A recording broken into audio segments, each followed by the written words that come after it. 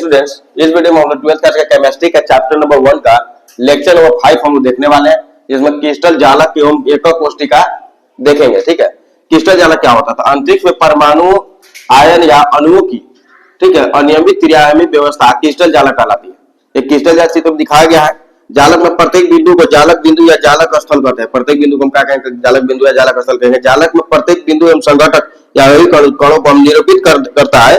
ठीक है, प्रत्येक बिंदु अवयवी कणों को निरूपित करता है। ठीक है, क्रिस्टलीय ठोसों की संरचना के आधार पर कण, परमाणु, अणु या आयन हो सकते हैं। क्या क्या हो सकता है? कण जो दिख रहा है, गोल गोल बिंदु जो दिख रहा है, ये क्या हो सकता है? परमाणु हो सकता है, अणु हो सकता है या आयन हो सकता है। जालक बिंदुओं की सीधी रेखाओं द्वारा, जालक बिंदुओं को सीधी रेखाओं द्वारा जोड़ा जाता है, जिससे ठोस की ज्यामिति को व्यक्त किया जा सके। एक बार देखेंगे हम लोग एकक कोष्ठिका, यूनिट सेल देखेंगे हम लोग। ठीक है,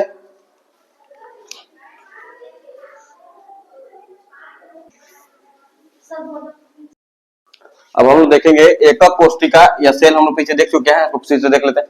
एकक अधिक स्थान में लघुतम परंतु पूर्ण इकाई जो, ठीक है, त्रिविम में बार बार पुनरावृत्त होकर दिए गए पदार्थ के क्रिस्टल का निर्माण करती है, एकक कोष्ठिका कहलाता है। ठीक है, देख सकते हैं अधिक स्थानीय आकाशीय जालक है। ठीक है, इसमें इस प्रकार का ये कहती है इकाई सेल है, एकक कोष्ठिका है। ठीक है, देख सकते हैं ये ना। एकक कोष्ठिका तीनों किनारों की लंबाई ABC अक्षीय दूरी भी जिसको कहते हैं हम लोग के पदों में तथा इनके बीच के कोणों के रूप में पूर्णतः प्रदर्शित की जाती है। पूर्ण रूप से प्रदर्शित की जाती है। एकक कोष्ठिका या इकाई सेल का प्राचल कौन कौन है? पहला नंबर है कोर या किनारों की लंबाई। ठीक है, तीन को प्राचल में है। इसके बाद कोरों के बीच का कोण। ठीक है, इसके बाद कोर या किनारों की लंबाई, तीनों अक्षों X, Y और Z की ओर दूरियां A, B और C। देखो X अक्ष की दूरी वाला A हो जाएगा, Y अक्ष की दूरी, Y अक्ष की अनुदिश दूरी B हो जाएगा, Z अक्ष की अनुदिश दूरी C हो जाएगा। ठीक है, जिसको हम लोग आम भाषा में मैथमेटिक्स में पढ़े होंगे लंबाई, चौड़ाई और ऊंचाई। ठीक है, ये एक दूसरे के लंबवत भी हो सकती है और नहीं भी हो सकती है ना। कोणों के बीच का कोण, किन्हीं दो अक्षों के बीच का कोण अल्फा, बीटा और गामा ना। अल्फा क्या होगा? तो अल्फा हम छोड़ देंगे, ए छोड़ देंगे। अल्फा शून्य बोलेंगे तो ए शून्य बोले छोड़ देंगे, तो बी और सी के बीच का कोण, बी और सी के बीच का कोण अल्फा। तो बीटा, तो बीटा के बाद हम बोले जिसका बी बीटा बोलते हैं, तो ए और सी के बीच का कोण, ए और सी के बीच का कोण कौन है? ए और सी के बीच का कोण, ए और सी के बीच का कोण बीटा ना। फिर गामा, गामा तीसरा बोल रहे हैं।